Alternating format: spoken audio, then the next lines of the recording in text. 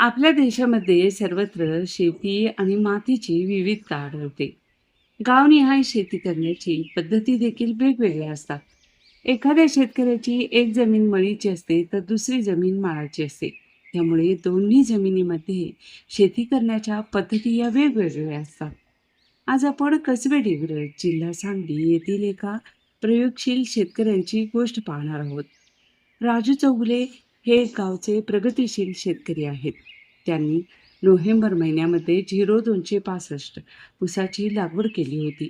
त्यांची जमीन ही अशा प्रकारची आहे म्हणजे फक्त हिवाळा आणि उन्हाळ्यामध्ये शेतीची कामं तिथे करता येतात. एकदा का वरुण राजाचं आगमन तिथे झालं की शिवारामध्ये कोणत्याही प्रकारची कामं शेतीची करता येत नाहीत. ऊसाची तोडणी दिवाळीच्या दरम्यान होते, त्यामुळे ऊसाच्या भरणीनंतर ऊसाच्या वाढीसाठी जी जी कामं करणं अपेक्षित आहे त्यातील काहीच कामेही करता येत नाहीत. जमीन पाणी धरून ठेवणारी आहे. कोणतंही अवजार तिथे शेतामध्ये काम करत नाही.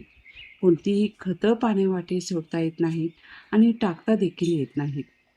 फवारणी घेता येत नाही. अशा असंख्य अडचणींचा सामना शेतकऱ्यांना करावा लागतो.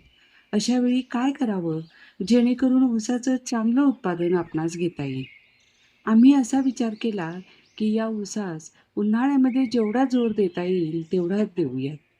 मनामध्ये एक ध्येय असं ठेवलं की आपला ऊस पावसाळा सुरू होण्यापूर्वी 5 कांडीचा असेल तर पुढील 6 महिन्यात किमान 18 कांडी ऊस आपण वाढवू शकतो. त्याचा अर्थ ऊस तुटेपर्यंत एकूण 23 कांडी ऊस तयार होतो.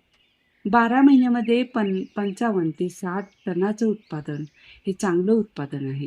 मे महिन्यामध्ये आपण ऊसासाठी जेवढे कष्ट घेऊ तेवढा आपला ऊस पावसाळ्यात वाढणार आहे.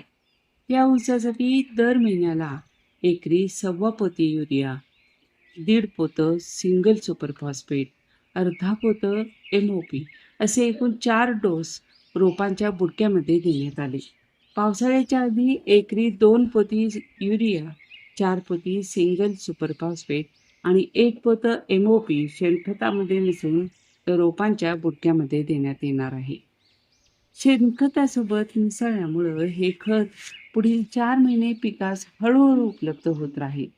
आत्तापर्यंत दिलेली सर्व खतं ही पिकाच्या मुळीस उपलब्ध करण्यासाठी नत्र स्थिर करणारे जीवाणू, स्फुरद उपलब्ध करणारे जीवाणू, पालाश उपलब्ध करणारे जीवाणू आणि सूक्ष्म अन्नद्रव्ये उपलब्ध करणारे जीवाणू वापरण्यात आलेत. या ऊसाची उंची झपाट्यानं वाढवण्यासाठी चिलेटेड सूक्ष्म अन्नद्रव्यांची 3 फवारण्या घेण्यात आल्या. या सर्व नियोजनामुळं ऊसाचं 2 पेऱ्यातलं अंतर चांगलं आहे. फुटव्यांची संख्या चांगली वाढली आहे. पानांची काळोखी चांगली आहे. काही ठिकाणी कांडी किडीचा प्रादुर्भाव झाला आहे. तिथे लॅम्बडा सायलोथ्रिनची फवारणी करण्याची सूचना केली आहे. शिवाय ऊस वाढीची गती टिकावी म्हणून चिलेटेड सूक्ष्म अन्नद्रव्यांची आणखीन 3 फवारण्या करण्याच्या सूचना केल्या आहेत. जेवढी ऊसाला ताकद देणं शक्य आहे तेवढी ताकद आम्ही देण्याचा प्रयत्न करणार आहोत. शेतीमधून ऊसाचं चांगलं उत्पन्न घेणं आजकाल खूप अवघड झाले. जर थोड्या वेगळ्या पद्धतीनं नियोजन केलं तर कदाचित आपलं दैव बदलू शकेल. जय हिंद. विवेक पाटील, सांगली.